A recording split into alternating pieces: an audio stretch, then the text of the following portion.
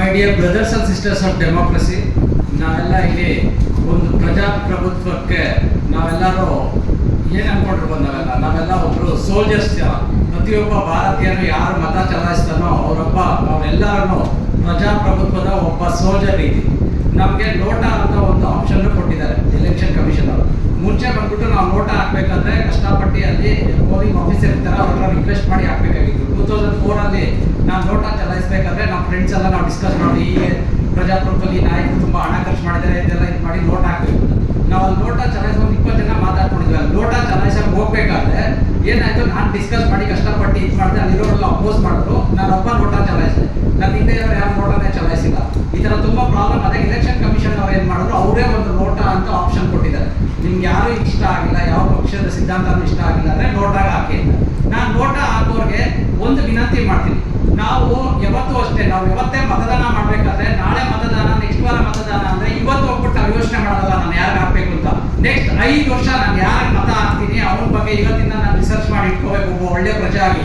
ಯಾಕಂದ್ರೆ ಆ ವ್ಯಕ್ತಿಗೆ ನಮ್ಮ ದೇಶ ಕೊಡ್ತಿದ್ದೀವಿ, ಆ ವ್ಯಕ್ತಿ ಹೆಂಗೆ ನಮ್ಮ ದೇಶ ಮುನ್ನಡೆಸ್ತಾನೆ ಅಂತ ನನ್ಗೊಂದು ಕಲ್ಪನೆ ಇರಬೇಕು. ಮತ್ತೆ ಅವ್ನು ಯಾವ ಸಿದ್ಧಾಂತದ ಮೇಲೆ ನಮ್ಮ ದೇಶ ಮುನ್ನಡೆಸ್ತಾನೆ ಅಂತ ಒಂದು ಮಾಹಿತಿ ನಾವು ಕಲೆಕ್ಟ್ ಮಾಡಿಕೊಂಡು ನಾವು ವೋಟ್ ಹಾಕಬೇಕು. ಆವಾಗ ನಾವು ಯಾವ ರೀತಿ ವೋಟ್ ಹಾಕ್ತೀವೋ ಅವಾಗ ನಮ್ಮ ನಿಜವಾಗ್ಲೂ ನಮ್ಮ ಸಿದ್ಧಾಂತಗಳು ಮತ್ತು ನಮ್ಮ ಏನು ಸಂವಿಧಾನ ಎಲ್ಲ ರೂಪಿಸಿದೆಯೋ ಅದಕ್ಕೊಂದು ಒಳ್ಳೆ ಬೆಲೆ ಬರುತ್ತೆ. ಅದರಿಂದ ನಾನು ರಿಕ್ವೆಸ್ಟ್ ಮಾಡ್ಕೊಳ್ಳೋದಂದ್ರೆ ದಯವಿಟ್ಟು ಪ್ರತಿಯೊಬ್ಬರು ಯಾವುದೇ ಪಕ್ಷಗಳಾಗಲಿ ನೀವು ಒಂದು ಎಲ್ಲದನ್ನೂ ಅನಲೈಸ್ ಮಾಡಿ. ಇದು ಈ ಸಿದ್ಧಾಂತ ಇದೆ, ಈ ಸಿದ್ಧಾಂತ ನನ್ನ ಮನಸ್ಸಿಗೆ ಒಪ್ಪುತ್ತೆ, ಅವ್ರು ವೋಟ್ ಹಾಕಿ. ನಾವು ಒಂದು ಪಕ್ಷಕ್ಕೆ ವೋಟ್ ಹಾಕಿ ಪ್ರಜಾಕೀಯಕ್ಕೆ ವೋಟ್ ಹಾಕಿ ಅಂತ ಯಾವತ್ತೂ ಕೇಳಲ್ಲ. ಪ್ರತಿಯೊಂದನ್ನು ಕಂಪೇರ್ ಮಾಡಿ. 5 ವರ್ಷ ಟೈಮ್ ಇರುತ್ತಲ್ಲ, ಈ ಥರ ಇದೆ, ಇವರು ಬರೀ ಕಾರ್ಮಿಕ ಸಿದ್ಧಾಂತ ಇಟ್ಕೊಂಡಿದ್ದಾರೆ, ಇವ್ರು ವೋಟ್ ಹಾಕಲ್ಲ. ಅಥವಾ ಇನ್ನೊಬ್ರು ನಾಯಕರ ಸಿದ್ಧಾಂತ ಇಟ್ಟಿದ್ದಾರೆ, ಅವ್ರು ವೋಟ್ ಹಾಕಲ್ಲ. ಇನ್ನೊಬ್ರು ಜಾತಿ ಮತ ಈ ಸಿದ್ಧಾಂತ ಇಟ್ಕೊಂಡಿದ್ರೆ ಅವ್ರು ವೋಟ್ ಹಾಕಲ್ಲ. ನಿಮ್ಮ ಮನಸ್ಸಿಗೆ ಆತ್ಮಸಾಕ್ಷಿನ ಕೇಳ್ಕೊಳ್ಳಿ ಯಾರು ನೀವು ವೋಟ್ ಹಾಕಬೇಕು. ಅದನ್ನ 5 ವರ್ಷ ಕೇಸ್ ಸ್ಟಡಿ ಮಾಡಿ, ಅಟ್ಲೀಸ್ಟ್ ವರ್ಷದಲ್ಲಿ ಒಂದಿನ ಅನ್ನೋದು ಅದಕ್ಕೋಸ್ಕರ ಇಟ್ಟಿಟ್ಟು ಅವ್ರಿಗೆ ನಿಜವಾಗ್ಲೂ ನೀವು ಓಟು ಮತ ಚಲಾಯಿಸಿದ್ರೆ ಅವಾಗ ನಮ್ಮ ದೇಶಕ್ಕೆ ಒಂದು ನಿಜವಾದ ಬದಲಾವಣೆ ತಂದಾಗುತ್ತೆ. ನೀವು ಬ್ಲ್ಯಾಂಕ್ ಆಗಿ ವೋಟ್ ಮಾಡಿದ್ರೆ ನಿಮ್ಗೆ ಔಟ್ಪುಟ್ ಬ್ಲ್ಯಾಂಕ್ ಆಗಿ ಸಿಗುತ್ತೆ. That's why I request don't vote blank. Blank ಆಗಿ ವೋಟ್ ಮಾಡಿದ್ರೆ ನಿಮ್ಗೆ ಬ್ಲ್ಯಾಂಕ್ ಔಟ್ಪುಟ್ ಸಿಗುತ್ತೆ. ನೀವು ಯೋಚನೆ ಮಾಡಿ ವೋಟ್ ಮಾಡಿ. ನೆಕ್ಸ್ಟ್ ಟೈಮ್ ಯಾರೇ ನಿಮ್ಗೆ ವೋಟ್ ಕೇಳಿದ್ರು ಅವ್ರನ್ನ ಕೇಳಿ, you have rights. People requirement document ಅಂತ ಇರುತ್ತೆ, ನಿಮ್ಮ ರಿಕ್ವೈರ್ಮೆಂಟ್ ಅವ್ರು ಮ್ಯಾಚ್ ಆಗುತ್ತಾ ಅವ್ರು ಕೇಳಿ ನೀವು ಏನು ಮಾಡ್ತೀರಾ ಅಂತ ಮಾಡಿ ಆ ಥರ ವೋಟ್ ಮಾಡಿದ್ರೆ ಒಳ್ಳೆ ಸಮಾಜ ನಿರ್ಮಾಣ ಆಗುತ್ತೆ. ಇದನ್ನು ಹೇಳ್ತಾ ನಾನು ಮಮತಾ ಮೇಡಮ್ ಅವ್ರಿಗೆ ಟ್ರಾನ್ಸ್ಫರ್ ಮಾಡ್ತೀನಿ. ಜೈ ಹಿಂದ್. ಪ್ರಜಾಕೀಯದ ಬಗ್ಗೆ ನಿಮಗೆ ಎಲ್ಲ ಅರ್ಥ ಆಗಿದೆ ಅಂತಂದರೆ, ಪ್ರಜಾಕೀಯ ಅನ್ನೋದು ಒಂದು ಈಗಿರೋ ವ್ಯವಸ್ಥೆ ಯಾರಿಗೂ ಸ್ಯಾಟಿಸ್ಫ್ಯಾಕ್ಷನ್ ಆಗ್ತಾ ಇಲ್ಲ. ಹಾಗಾಗಿ ಬದಲಾವಣೆ ಬೇಕು ಅನ್ನೋರಿಗೆ ಪ್ರಜಾಕೀಯ ಅನ್ನೋದು ಒಂದು ಬದಲಾವಣೆ ಬಯಸೋರಿಗೆ ಒಂದು ಉತ್ತಮ ಪ್ಲಾಟ್ಫಾರ್ಮ್. ಹೇಗೆ ಅಂತ ಅಂದರೆ, ಚುನಾವಣೆಯಲ್ಲಿ ಹಣ ಖರ್ಚು ಮಾಡ್ದಿರೋ ಬರೋವಂಥ ವ್ಯಕ್ತಿಗಳು ಈಗ ಬರ್ತಾ ಇಲ್ಲ. ಪ್ರತಿಯೊಬ್ಬರು ಶ್ರೀಮಂತರು, ಲಕ್ಷಾಂತರ ರೂಪಾಯಿ ಇರೋರು ಬರ್ತಾ ಇದ್ದಾರೆ. ಹಾಗಿದ್ದಾಗ ಬರೀ ಶ್ರೀಮಂತರದ ಒಂದು ವ್ಯವಸ್ಥೆ ಕ್ರಿಯೇಟ್ ಆಗ್ತಾ ಹೋಗ್ತಾ ಇದೆ. ಜನಸಾಮಾನ್ಯರಿಗೆ ವ್ಯವಸ್ಥೆ ಇಲ್ಲವೇ ಇಲ್ಲ. ಪ್ರತಿಯೊಬ್ಬ ಮತದಾರ, ಪ್ರತಿಯೊಬ್ಬ ಕಟ್ಟಕಡೆಯ ವ್ಯಕ್ತಿ ಕೂಡ ಪ್ರಜಾಪ್ರಭುತ್ವದಲ್ಲಿ ಇಂಪಾರ್ಟೆಂಟ್. ಅದು ಇಲ್ಲಿ ತುಂಬ ಬದಲಾವಣೆ ಆಗ್ತದೆ. ಅಂಥದನ್ನ ಸರಿದಾರಿಗೆ ತರಬೇಕು ಅನ್ನೋದಕ್ಕೆ ಪ್ರಜಾಕೀಯ ಒಂದು ಉತ್ತಮ ಅವಕಾಶಗಳು ಕಲ್ಪಿಸ್ಕೊಡ್ತಾ ಇದೆ. ನೀವು ಉತ್ತಮ ಪ್ರಜಾಕೀಯ ಪಕ್ಷದ ಬಗ್ಗೆ ಪ್ರಜಾಕೀಯ ಅಳವಡಿಸ್ಕೊಂಡಿದೆ. ಅದ್ರ ಬಗ್ಗೆ ನಿಮ್ಗೆ ಡೀಟೇಲ್ಸ್ ಬೇಕಂದರೆ www.prajakiya.org ಅಂತ ವೆಬ್ಸೈಟ್ ಇದೆ. ನೀವು ಅಲ್ಲಿ ಹೋದ್ರೆ ನಿಮಗೆ ಫುಲ್ ಡೀಟೇಲ್ಸ್ ಇರುತ್ತೆ.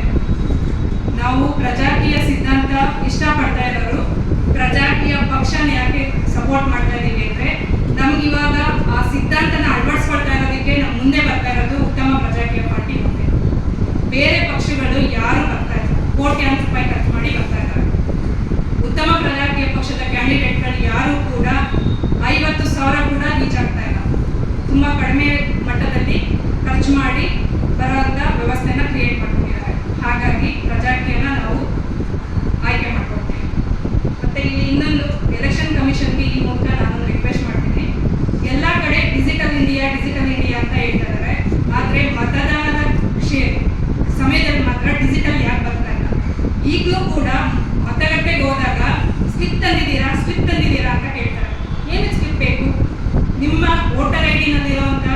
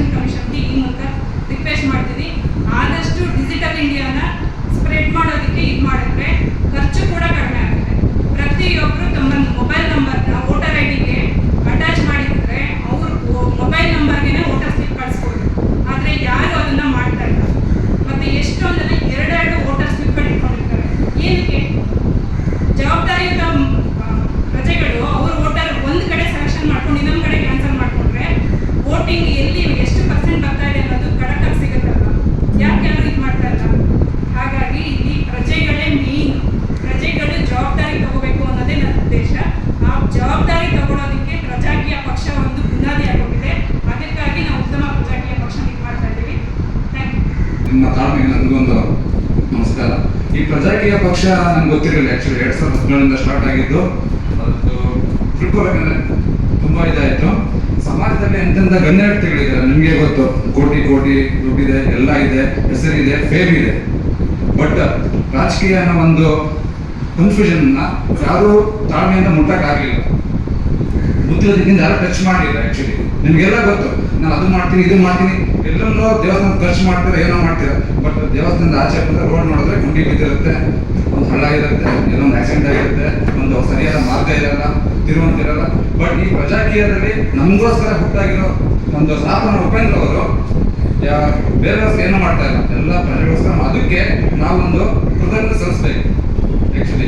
ಯಾಕಂದರೆ ಸಮಾಜದ ನಾವು, ನಿಮ್ಮ ಮಕ್ಕಳು, ನಾವು, ನಮ್ಮ ತಂದೆ ತಾಯಿ ಎಲ್ಲ ಇವಾಗ ಟ್ರೀಟ್ಮೆಂಟ್ಗೆ ಅಂತ ಹೋಗ್ತೀರಾ, ಕೋಟಿ ಲಕ್ಷ ಲಕ್ಷ ಖರ್ಚಾಗುತ್ತೆ. ಸ್ಕೂಲ್ ಹೋಗ್ತೀರಾ, ಲಕ್ಷ ಲಕ್ಷ ಖರ್ಚಾಗುತ್ತೆ. ಬಟ್ ಯಾರು ಮಾತಾಡಲ್ಲ, ಎಲ್ಲ ದೊಡ್ಡ ದೊಡ್ಡ ವೇದಾಂತ ಹೇಳ್ತೀರಾ. ಯಾಕಂದ್ರೆ ನಿಮ್ಗೆ ಗೊತ್ತು, ನಮ್ಗಿಂತ ದುಡ್ಡಿದೆ ಎಲ್ಲರ ಹತ್ರ, ಅವ್ರು ಹೋಗ್ತಾರೆ, ಬರ್ತಾರೆ, ಟ್ರೀಟ್ಮೆಂಟ್ ತಗೊಂತಾರೆ. ನನ್ನಂತ ಬಡವ ಇನ್ನೊಂದು ಯಾರಿಗೂ ಮಾತಾಡೋಕ್ಕಾಗಲ್ಲ. ಬಿಕಾಸ್ ಈ ವ್ಯವಸ್ಥೆ ಆ ಥರ ಇದೆ. ವ್ಯವಸ್ಥೆಯಿಂದ ಆಚೆ ಬನ್ನಿ, ನಿಮ್ಗೆ ಗೊತ್ತಾಗುತ್ತೆ ಒಂದಿಲ್ಲ ಒಂದಿನ. ಅದು ಯಾಕಂದ್ರೆ ನಿಮಗೂ ಒಂದು ಎಫೆಕ್ಟ್ ಆದಾಗ ನೀವಾಗಿ ಹೇಳ್ತೀರಾ ಹಾಸ್ಪಿಟ್ಲ್ ಇಷ್ಟು ಖರ್ಚಾಯ್ತಲ್ಲ ಅಂತೇಳಿ. ಬಟ್ ನಿಮ್ಮದು ಹಾಸ್ಪಿಟ್ಲು, ನಿಮ್ಮ ಎಜುಕೇಷನ್ ಕೈ ಬೆಳೆಯಲ್ಲೇ ಇದೆ ಎಲ್ಲದು. ಈ ವೋಟಿಂಗ್ ಎಲ್ಲ ಪವರಲ್ಲೇ ಇದೆ. ಅದನ್ನು ಸರಿಯಾಗಿ ಚೂಸ್ ಮಾಡ್ಕೊಳ್ಳಿ ದಯವಿಟ್ಟು. ಯುವಕರು, ಸ್ಪೆಷಲಿ ಯುವಕರು, ನೆಕ್ಸ್ಟ್ ಜನ್ರೇಷನ್ ಯುವಕರೇ ಬರೋದು. ಇದೊಂದು ಜನ್ರೇಷನ್ ಹೋಗುತ್ತೆ, ಮುಂದೆ ಬರೋದು ಯುವಕರೇ. ಬಟ್ ಅವ್ರಿಗೋಸ್ಕರ ರಿಕ್ವೆಸ್ಟ್ ಮಾಡ್ಕೊಳ್ಳೋದು, ಈ ಪ್ರಜಾಕೀಯ ಸಿದ್ಧಾಂತನ ಒಪ್ಕೊಳ್ಳಿ ಅಂತೆಲ್ಲ, ಫಸ್ಟು ಅದನ್ನು ಅರ್ಥ ಮಾಡ್ಕೊಳ್ಳಿ. ಅದಾದ್ಮೇಲೆ ನಿಮ್ಗೆ ಆಟೋಮೆಟಿಕ್ಕಾಗಿ ಎಲ್ಲ ಗೊತ್ತಾಗುತ್ತೆ. ಈ ಪ್ರೆಸ್ ಕಾನ್ಫರೆನ್ಸ್ನ ಒಂದು ಅಳವಡಿಸಿದ ಎಲ್ಲರಿಗೂ ಒಂದು ಧನ್ಯವಾದಗಳು. ಸೊ ಇಲ್ಲಿ ಯಾರಿಗೂ ನಮಗೆ ದುಡ್ಡು ಕೊಟ್ಟಿಲ್ಲ, ಯಾರಿಗೂ ಕರೆದಿಲ್ಲ. ಸ್ವಚ್ಛತೆ ಬನ್ನಿ, ನಿಮ್ಗೆ ಇಷ್ಟ ಇದ್ರೆ ಬನ್ನಿ, ಇಲ್ಲಾಂದ್ರೆ ಬೇಡ. ಬರುವಂಥದ್ದು ಯಾರೂ ಕರೆದಿಲ್ಲ ಇರೋರು. ನಾವೇ ಸ್ವತಃ ಖರ್ಚು ಮಾಡಿಕೊಂಡು, ನಾನು ದಾಸವಾಡಿಯಿಂದ ಬಂದಿದ್ದೀನಿ, ಮೈಸೂರಿಂದ ಬಂದಿದ್ದಾರೆ, ಒಬ್ಬರು ಅರಸೀಕೆರೆ ಶಿವಮೊಗ್ಗದಿಂದ ಬಂದಿದ್ದಾರೆ. ಇವರು ಇನ್ನೊಬ್ರು ಯಾರು ಹೋಗ್ಬೇಕು ಅಂತಂದ್ರೆ ರಾಜಕೀಯ ಫ್ಲೈಟಲ್ಲಿ ಹೋಗ್ತಾರೆ. ಇಲ್ಲಿಂದ ಫ್ಲೈಟ್ ರೈಟ್ ಯಾರು ದುಡ್ಡು? ನಮ್ಮ ದುಡ್ಡು. ನನಗೆ 35,000 ಟ್ಯಾಕ್ಸ್ ಕಟ್ಟಾಗಿದೆ ಈ ವರ್ಷ. ಟಿ ಡಿ ಎಸ್ ಮೆಸೇಜ್ ಬಂದಿದೆ. 35,000 ಟ್ಯಾಕ್ಸ್ ನನ್ನ ಸ್ವಂತ ದುಡ್ಡು ದುಡ್ದಿರೋದು. Direct tax. ಇಂಡೈರೆಕ್ಟು ಗೊತ್ತಿಲ್ಲ ನನಗೆ ಎಷ್ಟು ಅಂತ, ಅದ್ರಿಗೆ ಲೆಕ್ಕ ಹಾಕಾಗಲ್ಲ ನಾವು. ಅದು ಗೌರ್ಮೆಂಟ್ಗೆ ಗೊತ್ತಿರ್ತಾನೆ, ಎಷ್ಟು ಪರ್ಚೇಸ್ ಮಾಡಿರ್ತೀವಿ ಡಿ ಮಾರ್ಟಲ್ಲಿ, ರಿಲಯನ್ಸಲ್ಲಿ, ಅವ್ರಿಗೆ ಗೊತ್ತಾಗುತ್ತೆ ಅದೆಲ್ಲ. ಬಟ್ ನಾನು 35,000 ಯಾರು ಕೇಳೋಕ್ಕಾಗತ್ತೆ ಹೇಳಿ? ಮತ್ತೆ ನಾನು ಹೋಗಿ ಕೇಳಬೇಕು ಅದನ್ನು. ಇದು IT-ನಲ್ಲಿ ಫಾರ್ಮ್ ಸೆಕ್ಷನ್ ಫಿಲ್ ಮಾಡಬೇಕು, ರಿಟರ್ನ್ ತಗೋಬೇಕು, ಅದಕ್ಕೆ ರೀಸನ್ ಕೊಡಬೇಕು. ನನ್ನ ಟ್ಯಾಕ್ಸ್ಗೆ ನಾನು ಏನು ಖರ್ಚು ಮಾಡಿದೆ, ಏನಕ್ಕೆಲ್ಲ ಫಾರ್ಮ್ ಫಿಲ್ ಮಾಡಬೇಕು. ಇದು ಬಟ್ ಅದೇ ಒಂದು 35 ಟ್ಯಾಕ್ಸ್ ಕಟ್ಟಾಗಿ ತೊಂದರೆ ಇಲ್ಲ. ಬಟ್ ಅದಕ್ಕಿಂತ ಉತ್ತಮ ಸಮಾಜ ಇದೆ, ಅದೇ ನನ್ನ ಕೊರಿಗೂ. ಅದು ಬಿಟ್ಟರೆ ಏನೋ ಬೇಕಾದ್ರೆ ನನ್ನ ಮಗಳಿಗೆ 1.5 ಲಕ್ಷ ಸ್ಯಾಲ್ರಿ ಇದು ಸ್ಕೂಲ್ ಫೀಸ್ ಕಟ್ಟಬೇಕು ಬೇರೆ ಸ್ಕೂಲಲ್ಲಿ. ಹಾಸ್ಪಿಟ್ಲಿಗೆ ದುಡ್ಡು ಖರ್ಚಾಗುತ್ತೆ. ಈ ಥರದ್ದು ಒಂದು ಕೆಟ್ಟ ವ್ಯವಸ್ಥೆ ನಾವಿದ್ದೀವಿ. ದಯವಿಟ್ಟು ನೀವೆಲ್ಲ ಅರ್ಥ ಮಾಡ್ಕೊಂಡ್ರೆ, ಯಾಕಂದ್ರೆ ನೀವೆಲ್ಲ ಒಂದೊಂದು ಮೊಬೈಲೇ ಒಂದೊಂದು ಮೀಡಿಯಾ ಇದ್ದಂಗೆ. ಇಲ್ಲೆಲ್ಲ ಲಕ್ಷಾಂತರ ಜನ ನೋಡ್ತಿರ್ತಾರೆ ಇವಾಗ ಈ ಲೈವ್ನ. ಸೊ ನೀವೆಲ್ಲ ಅರ್ಥ ಮಾಡ್ಕೊಂಡ್ರೆ ನಮಗೆ ಮುಂದಿನ ಪೀಳಿಗೆ ಚೆನ್ನಾಗಿರುತ್ತೆ, ನಾವು ಚೆನ್ನಾಗಿ